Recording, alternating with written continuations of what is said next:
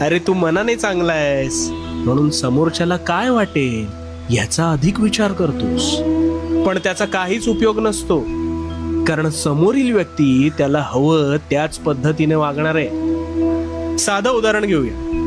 विस्तवावर दूध उकळायला ठेवलंस तर काही वेळाने ते दूध उकळू लागतं, पण जर विस्तव बंदच केला नाहीस तर ते तुला काय वाटेल म्हणून तसंच राहतं का?